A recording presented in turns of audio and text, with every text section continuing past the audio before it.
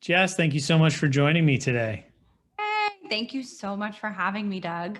I have been so excited lately to have some of my favorite clients on the show and tell their stories. And the most fun part for me is having some context and background into the joys of entrepreneurship. Oh, yeah. But today we're going to let you tell your story. So if you don't mind, do a brief intro so everybody knows who you are. Hi, everyone. My name is Jessica Cruson, and I am the founder and creator of Designkrew, which started off as a bespoke, creative agency that does marketing and branding for female entrepreneurs looking to share their message with the world, their gifts with the world, and do it in a very beautifully powerful branded way. And so they can also be profitable as well. And, we've just really been honing in on this branding piece as of late and really making these female entrepreneur brands just shine, help them be visible in all the spaces, social, everything, and where they can really start to gravitate and attract their audience towards them. And so, yeah, it's just been such a fun journey. I've been doing this for over 14 years from, all different kinds of clients, from everything from finance to real estate to coaching, you name it. I've probably had my creative mind on it. So it's been super, super fun. Now, before we dive in too far, what were you doing before you started your agency? Oh, goodness. Wow. So that's a blast from the past. Well, my whole career started, I was a creative director for a local yoga magazine here in Los Angeles. And it was like my dream job at the time. I loved yoga, I loved design. And that's, where I, cut my teeth, so to speak. And I had what I love to call my zero moment. So I was working for this magazine, doing the creative direction, the layouts, all the design. I started in design, and I was like, this isn't working. This whole internet thing is like gonna take off. I think we need a newsletter list, and we need to be more, present in the digital space. And my like young self was just forward thinking like that, and they were like, nah, we're just going to do, stay with our advertising and spend more money on the editorial, which did nothing wrong. But I was like, I had this big vision of what was to be. So I call this my zero moment. And I'm a very practical person. You know me, Doug. Like, I'm like, what are the steps? How is it going to work out? Like, I love to have my ducks in a row, my things lined up.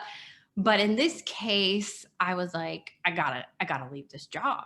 I want to do this on my own.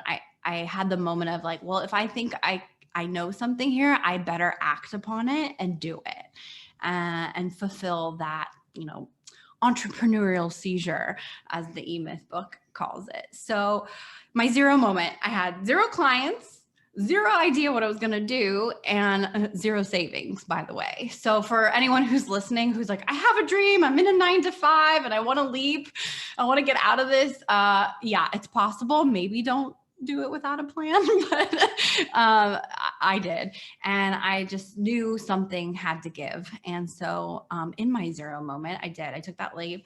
I had never it was, my career had just been starting. So I was like so nervous to quit my job, so nervous to start something on my own. And it was really like, okay, that volition, that tenacity. And I got one client. And then that one client introduced me to another client, which introduced me into this like network of people. And this person ended up referring me to other, and so on and so forth. Yeah, I think there was a little bit of magic around it because it was what I was meant to do.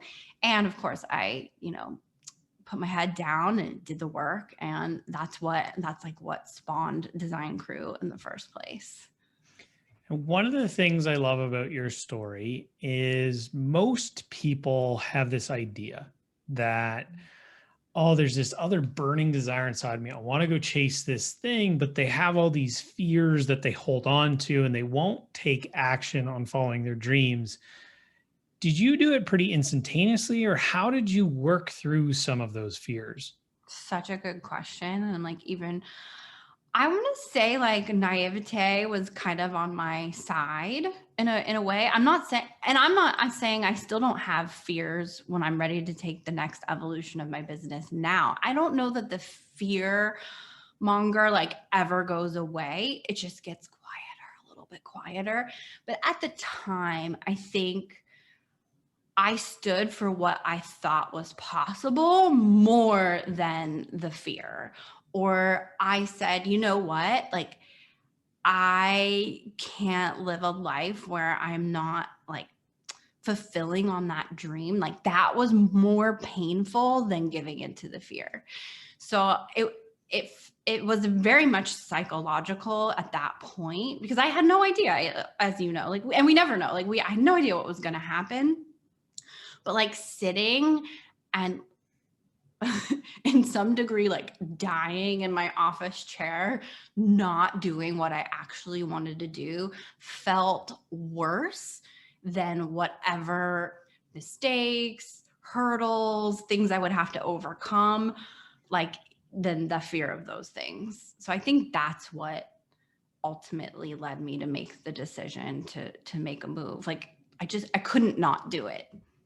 A lot of people I talk to, they struggle to have the depth of self-awareness that you have. I think like so many people, they just settle and they're like, you know, I was comfortable, put my savings away. I'll live for my dreams later. Where did that come from with you? And you've always had it. Like you have this very intuitive nature to just allow like gut instincts to lead decisions. Mm-hmm. Where did it come from? I don't know. I'm not 100% sure. I think we all have it, and it's a matter of cultivating it and letting it get stronger over time. Okay, so I always like, we're in this meat suit. That's what I call it, our bodies or whatever. And it's like, okay, in my rocking chair, when I'm at the end of this whole experience that we're having, not to get too existential here, but like, am I going to look back and say, man, I really wish I had just, stayed the study course and like done, the maybe practical or reliable life? Or do I want to be like, yeah, I really like went for it and I did the things that like scared me and were more like adventurous and fun? And look, this is what makes the world so beautiful. Like it's all balanced. Like, having a career and like having a 9 to 5 really like works for a lot of people. Thank God it does. But for me, it just didn't. It just wasn't my path. It wasn't my journey. So I think that, and it doesn't even need to be all that deep, but just like ask yourself the question, like how do I want to live? Like, what do I want my life to look like? And what does that mean to me specifically? And then go for it. Do that. I mean, we've all seen the diagram, like here's your comfort zone, right? And then everything you want is outside of it. And listen, if you're even listening to this podcast right now, I'm sorry to break it to you. You're an entrepreneur. You want something bigger and more for your life. And you want to like travel the road less traveled. So why wait? You're only, in my experience in the past 14 years, I've only gained, even through the trials and tribulations, even through the tough moments and the challenges, I've really only gained from those experiences. Like, wow, I grew as a person. Wow, now I understand. I mean, I call it contrast. Like, oh yeah, that wasn't good. I didn't like that at all. Great. Now I know what I do want. I do know what I want in my life. I do know what my environment should be. I do know what people I want in my life. I do know what business structure I want. And so it's like if you have the right frame of mind, you never lose. You're never going to lose. So it just depends on how you look at it. Perspective is such a powerful Yes. tool. Yeah. Now, one of the things I love asking guests is when you quit the job and you had your zero moment, at any point, did you have this like, oh shit, did I make a huge mistake? And what are my parents think? Of course. I mean, I was just talking about this with someone this morning. I was like, yeah, I mean, that part of your brain that wants to protect you and keep you safe and make sure you're not end up, alone in the gutter is like my end game. Like, if this doesn't work out, I'm going to be alone, hated, and in the gutter. Like, that's my end line. Of course I was like, what am I doing? Especially when it got hard and the money got really tight. Or like, okay, I had moments where like friends and I were like, let's go to Trader Joe's. That's like a local grocery store. I don't know if you have it up in Canada, but let's go to Trader Joe's and get their free coffee samples and like their little free food samples before COVID, when we aimlessly ate random samples of food that who knows who had touched. And it was like, okay, this like that's gonna be my lunch for today. And then to now be in a place where, my business is thriving. And I love that. Like, cool. I grew some grit. I dug into the trenches. I made it happen. Like, that's almost just as rewarding as the financial gain. But yeah, there was definitely some like, oh no moments. Oh no, what am I doing? And even to this day, I call it my Mexico backdoor. Like, babe, we're just gonna move to Mexico and I'll braid hair for a living. We'll evade our taxes and just like leave the planet, but hey man, it's like those oh no moments happen. How am I going to make this happen? And you like find a power deep within you to, I don't know, survive at some points. Yeah. But like really thrive in the end. And I think it was like, good. Okay. Who do I know? Who can I call? Who can I connect with? Because this is at the end of the day, you guys, business is relationship, whether it's relationship with yourself, whether it's relationship with your partners, whether it's relationship with your audience, your clients, just your network in general. It all comes down to relationships. So I was like, what can I give? And I always came from a place of, what can I give this person? How can I help them? And I know that will be reciprocated at some point, but that's not even the point right now. It's like, how can I give? How can I give more value, a connection, something? And I really think that was a bit of the secret key to generating new business, new leads, new everything, new energy, everything.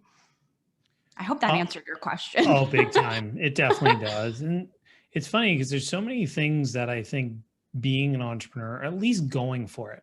And I don't care if somebody necessarily goes out and start their own thing, but like go after the dream job, or if you want to travel, go travel. It doesn't matter. Like, I think in taking action and doing things, people become resilient. And Yeah. I think one of my favorite quotes, it's actually on the board right behind me that I had made for the 100th episode. If you want to, if you want to take the island, you have to burn the boats. Yeah. Yep. And I'm by no way, and this is probably my lawyer telling me to say this, I'm by no means saying like, quit your job tomorrow and go become an entrepreneur. Sure. But when you don't have that cushion or that safety net, you have to get really resourceful. You Yeah. have no choice but to go find a client, to cut the budget, to make it work.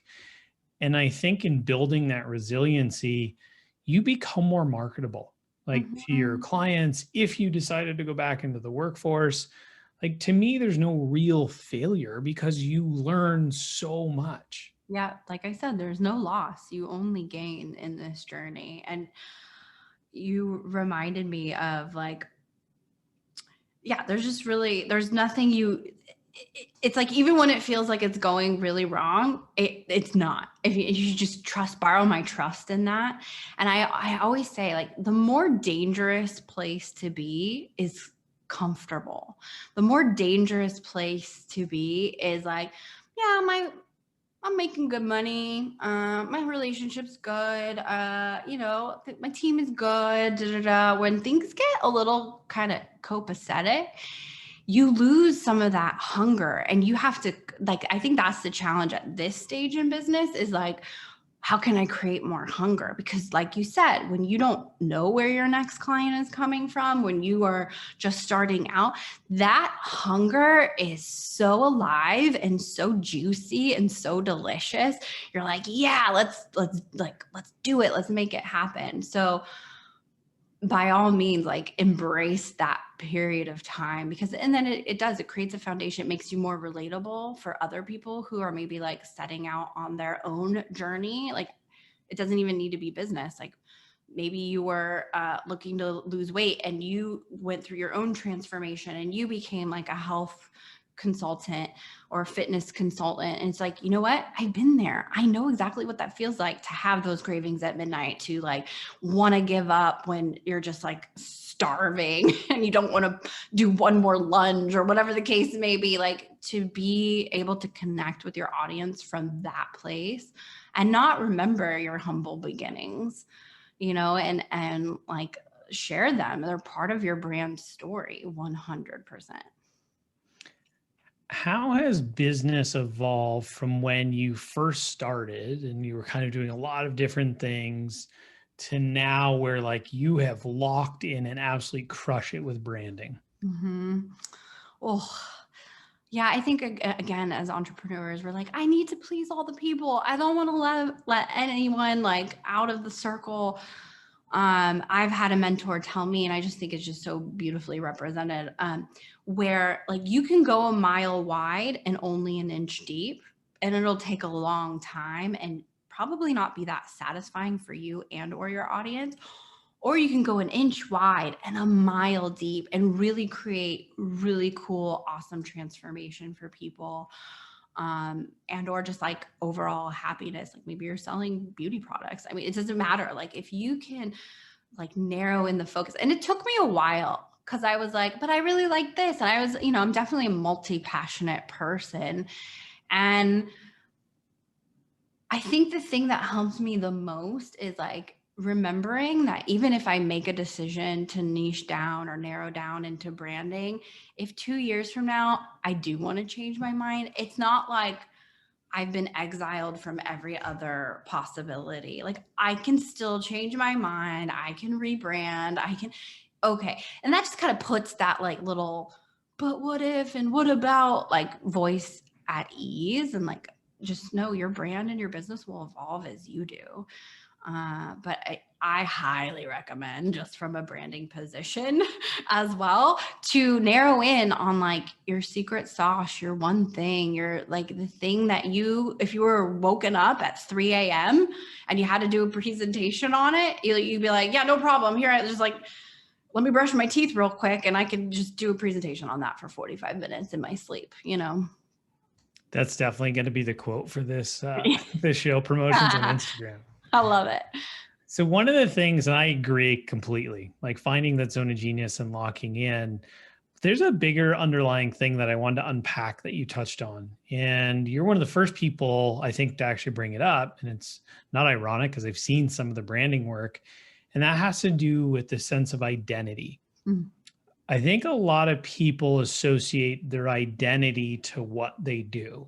Yes. And one of the things I've seen you do really, really well is pull that identity up and out of people and actually make like their living brand a persona. In your experience, how have you done it for clients, but two, like, how do you disassociate of like, oh, I'm this person, my identity is associated to the thing I do, versus I'm this person trying to make an impact or transformation in someone's life? Good one. I mean, we can go in several different directions here, but I will say just gone is the era of I'm going to engage with a brand or business because of X, Y, and Z features. I don't care if it slices and dices, but wait, there's more.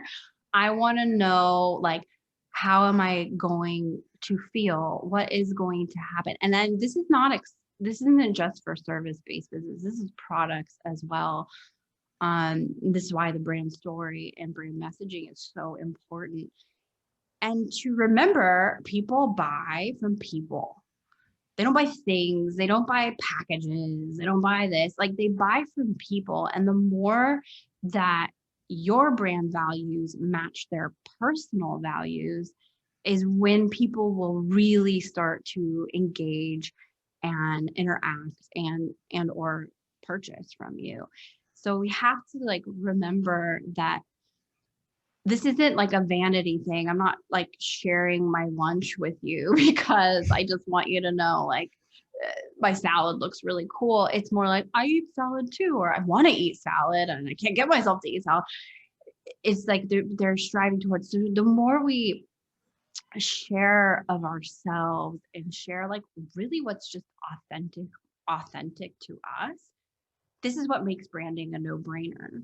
It's not like you're trying to be anything. You're just being yourself. And the people who resonate to that are going to just like fall into your stratosphere is what I call it. They're just going to fall into your stratosphere, love being there, love being in your energy. And this is why also it's so significant. No one can copy that.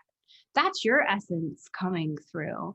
And you could look at someone else who's doing like the same skills as you very successfully and literally verbatim say what they're saying, show up in the same outfit, come to the table with the same exact package, and it'll tank because it's not you. It's not your essence.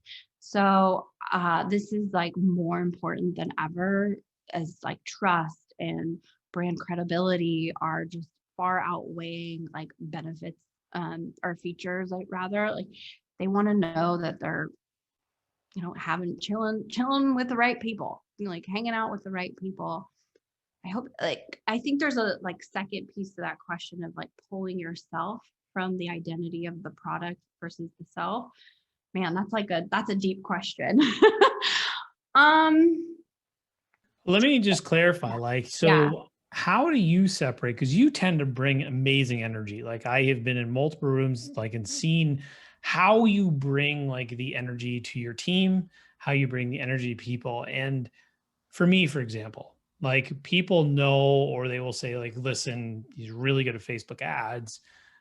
But I always would struggle. Like, you don't want to become, oh, the ads guy. Like, you have a Mhm. bigger impact, like much of the things I'm trying to do with the podcast. How do you make sure, like, separate the identity and the impact you're making from the work that you do? Hmm. Or are they the same because you found your zone of genius? Yeah, to me, they're not separate. And if they feel separate, then the work that you're doing might not be the right work. So let that land for a second. Because sometimes we fall into the lane of, well, this is practical, this is financially sound, I'm making money from this, but my heart isn't completely in it. And I even have to check myself. Like our brand values are positivity, fun and play, growth, beauty. I think I'm missing one. Don't fault me for that. But and if I'm doing anything in the business, including communication with my team, if it doesn't feel fun and playful, something's missing. So we've got to inject that back in. And the reason why I think the energy comes through either through like podcasts like these or with team conversations or the launches that I do is because I am literally lit up about it. I'm feeling so good about it. I feel passionate about it. This is my like excitement, my genius, the thing that I love doing. Um, and whenever that's missing, then I know something needs to be tweaked. And so I don't know. Here's a little like I don't think I've even like shared this publicly, but it's like and at the end of the day, you know, we're doing this for fun to have an experience to, like, ooh, this sounds fun and maybe a little challenging, and I like that.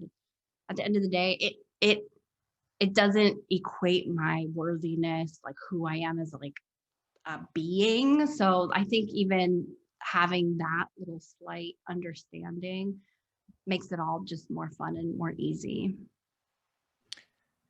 Kind of touched on something that was perfect, especially Okay. that last part. And it was going to lead me into the next question is so many people do work for the sake of making money, Mhm. or like, they want to build an empire, or they want to be seen as, oh, I'm hustling, or I want the title of entrepreneur, and they underestimate the work.